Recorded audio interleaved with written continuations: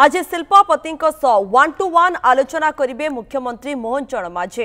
राज्य सरकार वर्षपूर्ति कार्यक्रम पालन करने को जाउथिबा बेले वर्षे भितर ओडिशा रे केते शिल्प ग्राउंड ब्रेकिंग होईछि तार समीक्षा करेंगे मुख्यमंत्री। राज्य तथा राज्य बाहर शिल्पपति माने एही बैठक में उपस्थित रहिबे। लोकसेवा भवन में मुख्यमंत्री सह शिल्पपति आलोचना हेबो।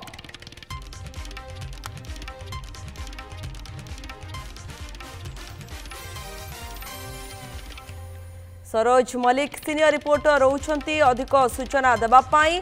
सरोज, शिल्पपति 1-to-1 आलोचना करेंगे मुख्यमंत्री मोहन चरण माझी, कौन सबू आलोचना करा कौन तथ्य रोचे नहीं?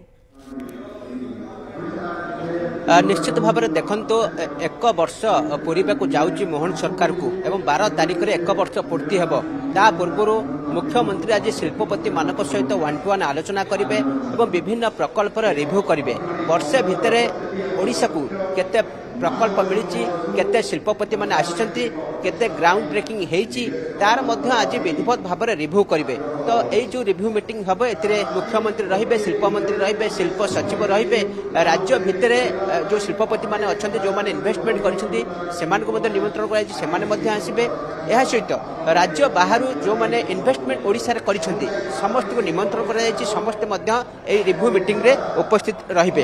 सबसे बड़ कथा रहउची वर्षे भितर अनेक किछि ओडिशा रे ग्राउंड ब्रेकिंग हेछि। ए वर्षे भितर आपण जानिथिबे निकट रे मुख्यमंत्री गंजाम जाइथिले। गंजाम गस्तर पाखापाखि 12टी प्रोजेक्टर ग्राउंड ब्रेकिंग होइथिला एवं पाखापाखि 28.48 हजार कोटी टंकार इन्वेस्टमेंट सेठारे मध्य हेछि। एवं निकट रे जाजपुर मुख्यमंत्री को गस्त थिला। जाजपुर में अनेक गुड़ा शिल्पर भित्तिप्रस्तर स्थापन होती। आप देखिए 24 पाखापाखि 24 प्रोजेक्ट ग्राउंड ब्रेकिंग होती। या सहित 1.1 लाख कोटी टंकार पुंजी विनियोग होती। आम सहित निजे गोकुलानंद मल्लिक मंत्री उपस्थित अच्छा। गोटे वर्ष उपलब्धि अनेक गुड़े शिल्प प्रतिष्ठा है, ग्राउंड ब्रेकिंग होती। एवं निकट में मुख्यमंत्री गंजाम जिला गस्त करते पाखापाखि 12टी प्रकल्प शिल्प प्रकल्प भित्तिप्रस्तर स्थापन करते। वर्ष भितर केमती देखुंती जो शिल्पर अभिवृद्धि करछी? देखो जदि आम निश्चित भाव में कहवा दीर्घ दिनर अपेक्षा लोकंकर आशा आकांक्षा को पूरण करिवारे आम सरकार सक्षम हो पारिचंती। जोटा कि ओडिशा रे सबू भरपूर रही, खनिज संपद ठू आरंभ करी समुद्र तट पर्यंत एवं आमर प्रत्येक क्षेत्र में ओडिशा अग्रगण्य अच्छी, किंतु इच्छा शक्ति नथिला। तल दिन में गत सरकार इच्छा शक्ति नथिबा जोगु कौन से प्रकार कार्य त्वरान्वित हो पारुनथला।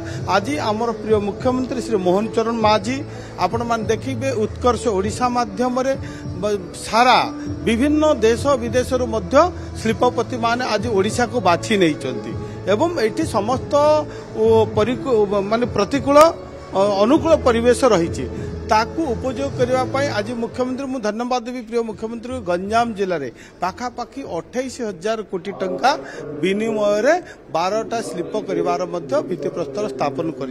तेणु अनेक निजुक्ति सुजोग सृष्टि एवं अनेक युवक युवती निजुक्ति पाइपारे। तेणु आज जदि देखा कृषि क्षेत्र कथा कहतु, महिला को स्वावलंबी करने क्षेत्र कथा कहतु, युवक मान रोजगार देवा युवक मान आत्मनिर्भर कथा कहतु, प्रत्येक दिगरे आम सरकार वर्तमान प्रिय मोहन माझी समस्त कार्य कर। आगामी दिन में देखिए निश्चित भाव में जो आशा आकांक्षा रही भारत एक जो 2047 बेले एक विकसित राष्ट्र हम एवं 2036 बेलू ओडिशा एक समृद्ध विकसित एवं राज्य परिणत हम।